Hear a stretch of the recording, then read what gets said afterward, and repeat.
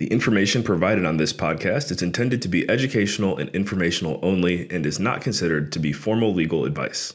The listener should not take or refrain from taking action based on its content. Any listener in need of legal opinion upon which to rely in decision-making should consider formally engaging an attorney to review relevant facts in detail and examine the pertinent law as it applies to those facts. Welcome to Real Estate Milestones, where we explore fascinating topics in commercial real estate with knowledgeable industry experts. I'm your host, Ben Malech, and I'm a young real estate professional who is passionate about adding value to people's lives through the incredible power of real estate. My goal is to help you discover what the heck is going on in the industry and how you can get involved. This is Real Estate Milestones, where your future in real estate lies just around the corner.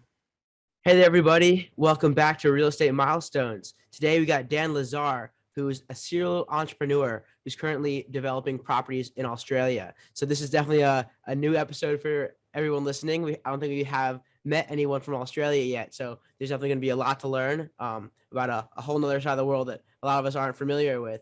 But first, Dan, thanks for coming on the show. Thank you for the opportunity. So Dan, could you start by telling us a little bit about your background and how you even got to becoming a developer in Australia? Yeah, look, my story is quite simple. Last day of university, I was very passionate about being an entrepreneur. So I started my first business, which was a tennis academy. 3 years into that, I started my second business, which was construction of sports facilities. So due to the fact that I had a tennis club and I had to cover it during the winter season, I had to learn how to cover it. And that's how the second business was born, that basically became close to 10 times bigger than the first one. In 2019, I sold the first one. 2020, I sold the second one, had a bit of a nest egg. And given the fact that my wife is Australian, we relocated to Australia to start a property development company here, as I feel like due to the characteristics of the market, is one of the best places to start a property development company. Great. So what was your first milestone in real estate, and kind of how did you even discover real estate as a possible avenue for business? Yeah, my first milestone was acquiring my first apartment back home in Romania. It was quite interesting because I negotiated for 2 to 3 months, and I sort of applied the Robert Kiyosaki's sort of principles of looking at a lot of properties before you start making offers. So I think he's saying look at 100 properties before you go ahead to and make offers on them. I probably looked at around 50, and after those 50, I started making offers. And 2 months later, I got quite a good price for an apartment back home in Romania, which I sold a year later with 25% on top, even though it was pre-COVID, so it was pre-inflation, pre a lot of this stuff that we're seeing now. Yeah, well, that's pretty amazing. And so kind of transitioning to how you discovered development. So you started as a tennis player, and you built a company around tennis. How did you find out that real estate investing or development was a path for you? To a certain degree, I was also inspired sort of indirectly through tennis. At some point I was playing a paddle match with some friends, and on the other court I hear somebody talking, and he was looking to get in touch with the owner of a property. By chance, I hear the conversation. I said, look, I know who the owner is. I'm happy to introduce you to him.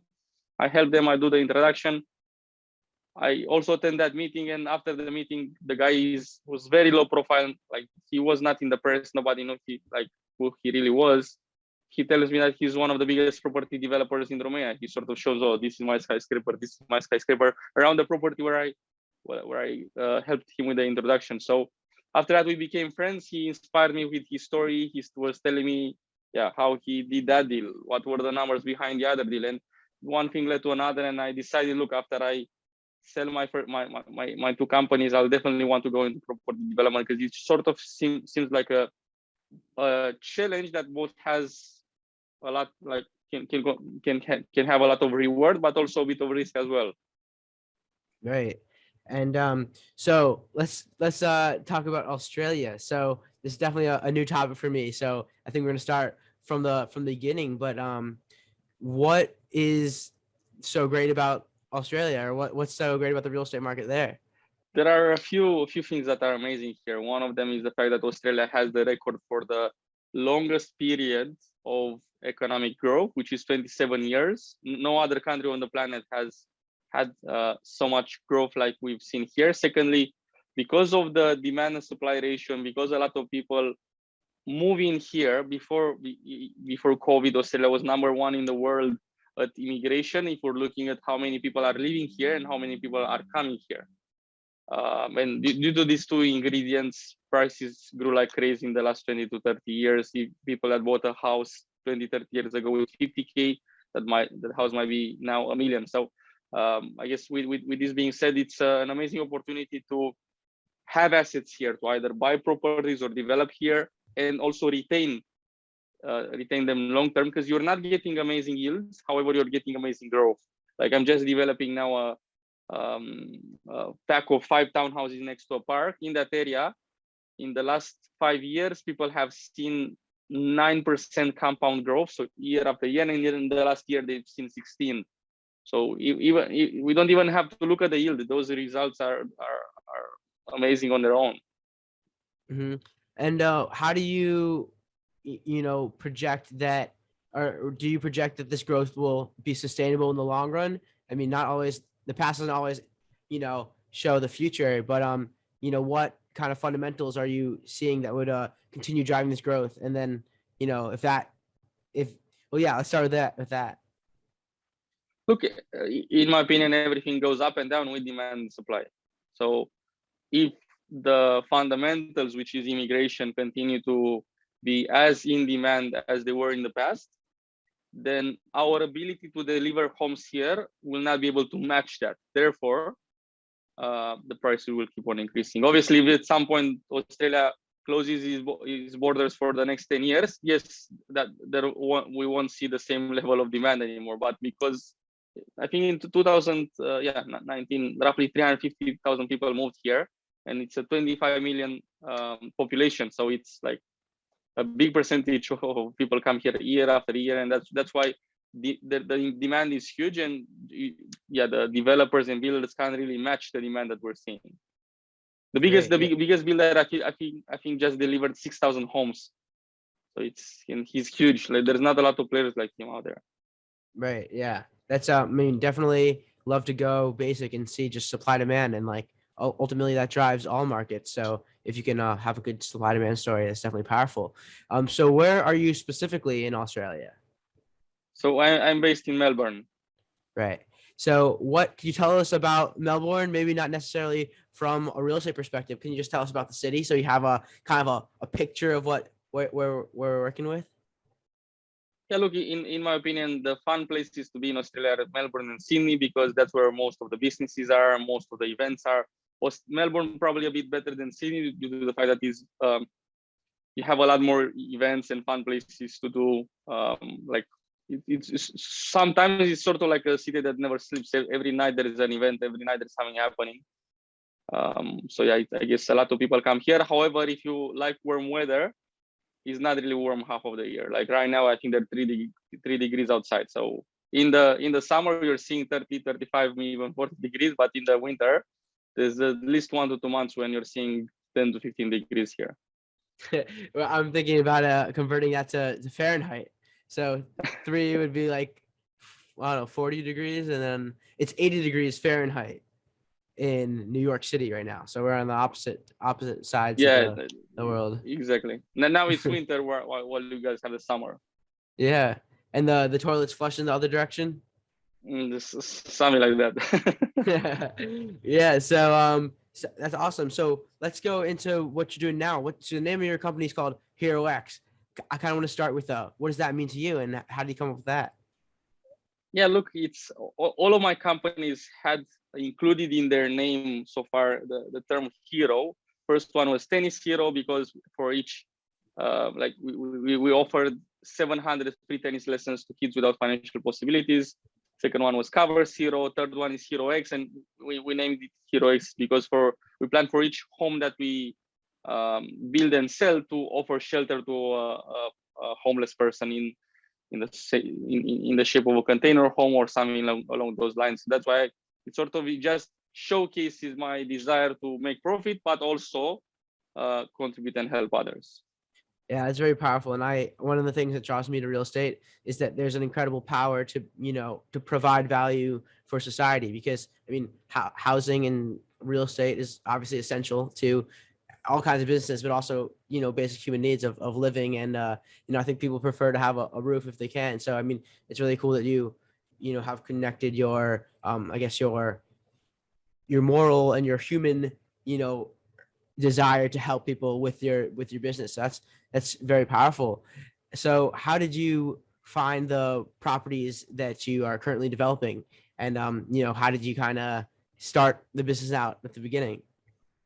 Look, it's quite interesting. I was planning to, as soon as I land, spend a month and acquire my first property. And because COVID came, I was a bit scared, and that was sort of a blessing in disguise through the fact that I jumped on a property development course that taught me a lot of the specific details on how to do it in just a smarter way. How maybe there are better ways than just going and buying a property in cash, and maybe it's better to buy them off market with low deposit and creating terms and this and that. So specifically, in my first one was a property that was already approved for 4 townhouses, which I acquired it on a 5% deposit and a 6-month delayed settlement. The reason being is, one, after I acquired, I had to get a building permit, do the construction documentation, and obviously it's a lot better if you have this delayed settlement that enables you to only pay for the property when you are shovel ready. That's number one. And secondly, I guess I didn't really have all of the equity that I needed for a deal of this size. It's $5.5 million in value. You need roughly 30% or 25% of that in cash. So I had roughly 25-30% of that. The rest came from investors. So the 6-month delayed settlement enabled me to go back to investors and raise that amount. Great. And where did you find the investors for your first deal? Good question. So I reached out to a number of my contacts. However, most of my contacts were in Romania, and people were a bit scared to invest so far away. So I think I only have one investor from Romania. The other 9 are based in Australia. So we just networking events. I was a bit fanatical about going to networking events. I had days when I even had 4 networking events the same day. So I just went, met people, told my story, asked questions, and that's how I started making some content. And to a certain degree, I offered very, very good returns to investors. So I guess a 20% return per annum, which is a fixed return on a loan agreement. Yeah, I guess not a lot of places where we can get with this risk profile this high of a return. And yeah, so I guess what were some of the risks that you saw at the onset? How did you control for them? Look, in property development, I think it's just a fine tuning of risks. I think it's an abundance of little risks that you need to pay attention to and to make sure that you do the right thing. Starting with the market, and I guess one way in which I'm addressing this, I'm only focusing on amazing locations. First property is like 50 meters away from the Yarra River, the main river in Melbourne. Second property is immersed in nature. It sort of has a park on 3 sides. So regardless of what's happening to the market, locations like this will always be less affected. So if the whole market, let's say, drops with 10 to 20%, then I think locations like this will only drop with 5%. Just because if you're next to the train lines, your demand and supply ratio will be more affected than if you're next to a park. So I'm interested in kind of making some parallels between Australia and the US. So I was wondering, could you just tell us a little bit about how the government sees property developers, and kind of, is there certain processes or bureaucracy that might make it more difficult for you, or is it generally a friendly to development? Look, there's definitely a bit of red tape. However, I feel like property is the number one income source for the government.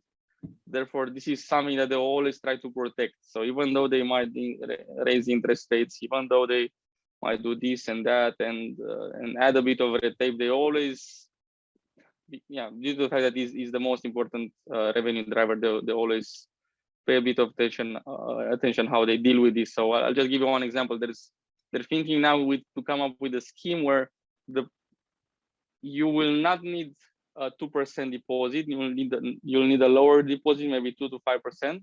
However, that will be enabled by the government becoming an equity investor into the property that you buy. So this enables first home buyers, I think even maybe investors, to get into property a lot with smaller deposit, which is usually the biggest challenge. And if your property doubles in value in the next 5 years or 10 years, whatever, then the government will be making a lot of money as well. So you can imagine if they do something like this for, I don't know, 10,000, 20,000, 30,000 homes per year, they'll be even more incentivized to make sure that the things will be going up as they have in the past. Well, that's amazing, because if I hear that the government wants to have equity in real estate with anyone, that they're definitely gonna, want to make sure property goes up. And so I mean, that sounds like the ultimate alignment of interest and what you want to hear as a property owner, that the government's getting into the same business as you, and not from the other side of the hall, but on the same side as you. So that I've never heard of anything like that.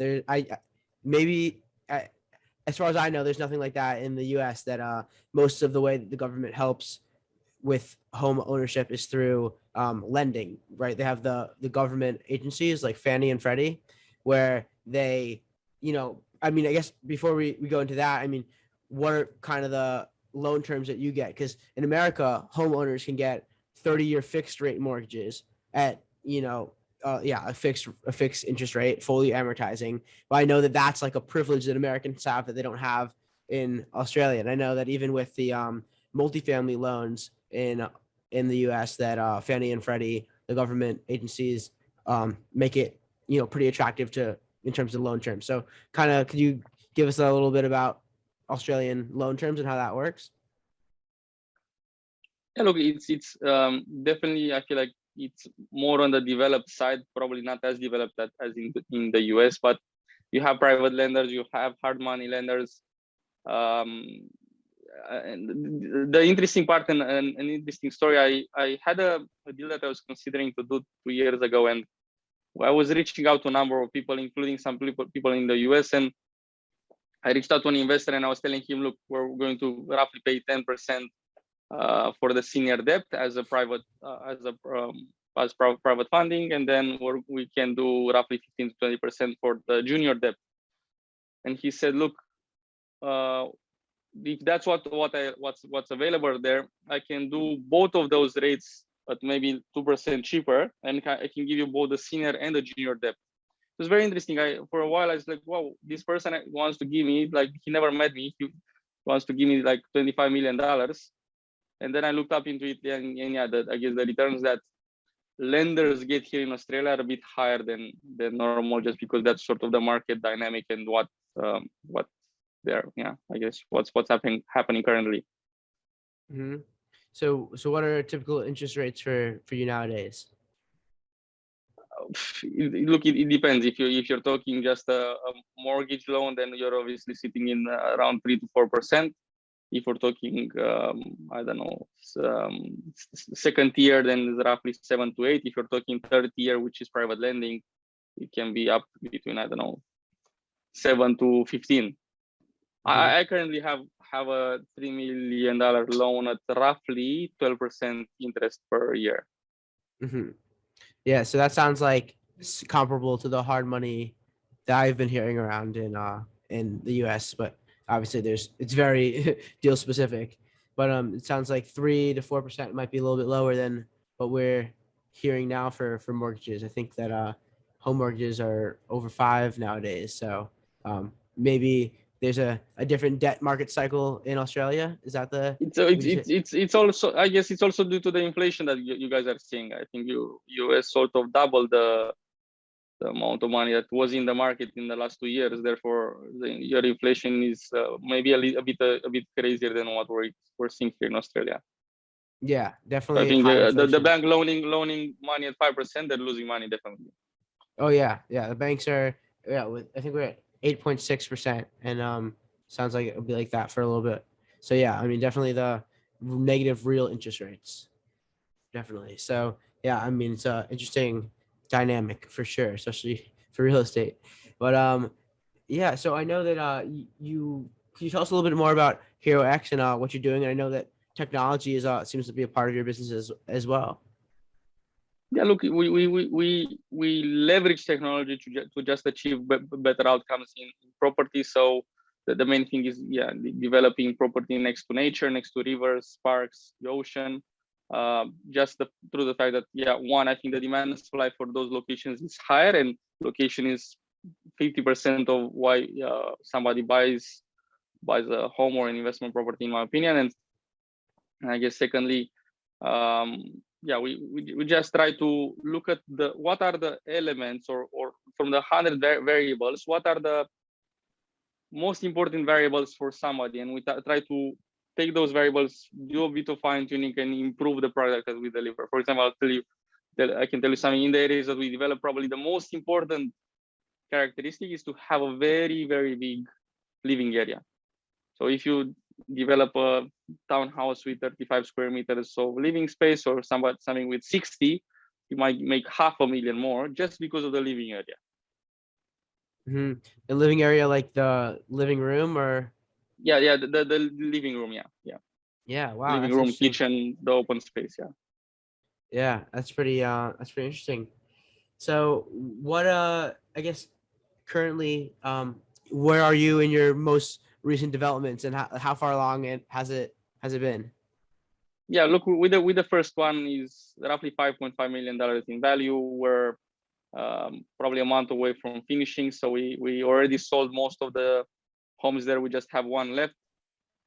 And in the second one that we acquired a few months ago, we should start construction end of this year. So maybe October we do the settlement, November we demolish, and we get to do the concrete base somewhere in December. Great. So would you say that renting or buying homes is more popular in Melbourne or in Australia? Definitely renting is a lot more popular than I see it in Romania. So I feel like in Romania, maybe 90% of people own their own home, which is also a fact that, because Romania was communist in the past, people were able to get properties really cheaply. 90% of people owned it. I think here is like, I don't know, 60% of people actually own their home and 40% of people rent. So it's a more fertile ground, I guess, for investors that are looking to get yields from renting property. Yeah, definitely sounds like that's the case. So anything you want to leave us with before we go into the lightning round? Look, if you're either interested to buy a property in Australia and get I guess leverage what we're seeing here in terms of growth, or if you're looking to get a return by investing in a property development company, let's have a chat. Maybe there is let's explore. Maybe there is a way we can collaborate. Definitely, and I'll make sure to put your information in the show notes. So, okay, you ready for the lightning round? Yes. All right. So first, what superpower would you choose if you could have any superpower? Time traveling. Time traveling, and why is that? I feel like it would be amazing to have that abundance of knowledge, to see what things actually happened in the past, and to see how you can improve what you're doing now so you can be better positioned in the future. Awesome. Sometimes it feels like, what if you could go to the future and just know what's going to happen now? Then you don't have to interpret the past. Yeah. That's no Definitely. fun. It's too easy. So, what is your favorite book, or what's the one that's helped you the most? The Four Agreements. It's a book about communication, and it made me be more aware of how I communicate and how I and through the fact that we're magicians and we use the way we use our words, it can either be white magic or black magic. So we need to pay attention how we use our magic. Yeah, that's powerful. So what motivates you to continue every day? My dreams. Mm-hmm. I yeah, I have a very big dreams. I want to make billions and give them all away before I die. Awesome. Well, I think you can do it. So what advice would you give to someone who wants to follow in your footsteps? Educate yourself first, and then just do it. For sure, your first deal will not be the best. Therefore, you just need to get started and have the right people around you, and to a certain degree, even split the pie with others. Make sure that you have the right people around you, and maybe split the pie with others, so it's you get help from time to time from people, and increase your chance of succeeding, I guess, by having the right people around you. Yeah, definitely. It makes sense. And so since I put you on the spot, I want to give you a chance for a revenge. So feel free to ask me anything you want to know about me. What was your step, and what was your first step, and what's your current step in real estate? So currently I'm learning the industry from the debt side. I'm working at Lumit, which is a mortgage lender in New York City. So I'm learning how this side, or I guess how the debt side of the industry, which is obviously a huge portion of the capital stack, right? Where a lot of the money that you initially invest happens to be, owned by the bank, or it's a loan from a lender like Lumit. So it's really interesting to see how they look at investors and how, this, like a company that's on the debt side, underwrites deals, because they're not looking for the upside of what they could possibly make. What they make is capped at the interest rate. So now they have to look at what could go wrong and what could make it so I don't earn this money, or what happens if the businessman doesn't work. So it's a very different way of looking at it. So it's been very helpful to see that perspective. And then going forward, I'm looking to get into, or looking to invest in my first property by the end of the year. So I'm looking into where there might be opportunities in kind of on the smaller side. I'm thinking about maybe short-term rentals in high demand markets that might benefit from vacationing. And then also I'm looking at in my local area for smaller properties. But I'm also open to partnering with people who have more experience than me, because I think that I it's would be cool to go out on my own, but I think I have a lot to learn. So I want to learn from people with more experience, and bring in the value that I think I have to offer. So that's how I'm seeing it. Sounds amazing. Yeah, it definitely sounds like you're on the right path. I guess the only things that I would potentially consider if I were in your shoes, definitely, try to educate yourself as much as you can, and speak with as many developers, investors as you can, so you can see things or thinking patterns that you can replicate. And secondly, I guess, try to see how you can do it in a smarter way. So you can do the normal thing, you go see something in the market and you buy, or you can do other things, such as finding them off market, securing them with a 1% deposit, doing some sort of agreement where you leverage their equity to develop the property. There is so many smart ways. So it's don't settle for what 80% of people are doing. Look at what are the best people in the market doing, and try to replicate that. For example, something that I'm trying to replicate currently, it's there's a big developer here that only does joint ventures. So he goes to people that have a lot of land. He's amazing at doing developments, and he tells them, look, you can sell your property and you'll make, let's say, 5 million, or you can develop it together with me and I'll give you 50% of the profit, but I leverage your equity, and you won't make 5 million, you might make 9. Mm-hmm. And he has done amazing deals here in Australia, and this is a sort of a system that I'm currently trying to replicate. Yeah, that sounds really powerful.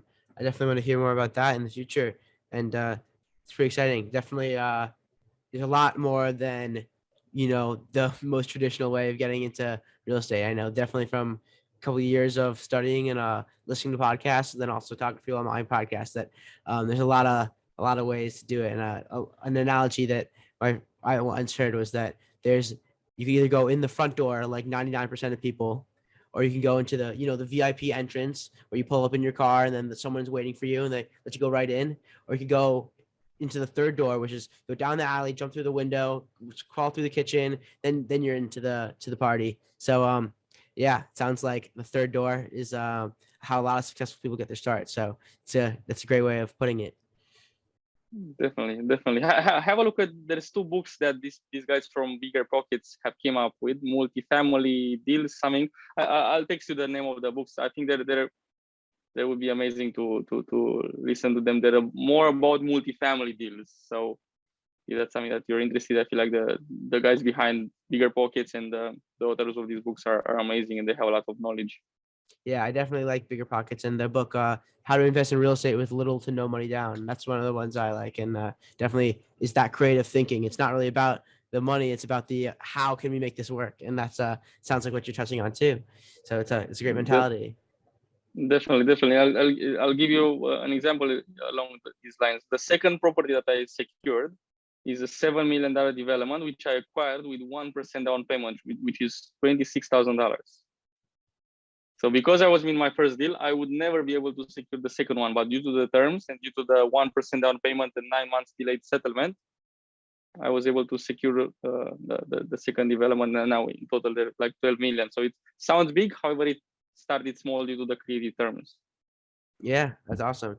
Well, it was great to have you on the show, Dan, and I appreciate you sharing your insights in Australia and telling your story.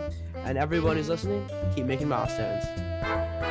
Before you go, I just wanted to say thanks again for tuning in to another awesome episode of Real Estate Milestones. If you've been enjoying the show and you'd like to offer your support, please leave a 5-star rating and review on Apple Podcasts. It's the best way to increase the show's visibility and help the message get out to a greater audience. I really appreciate your time and support, and keep making milestones.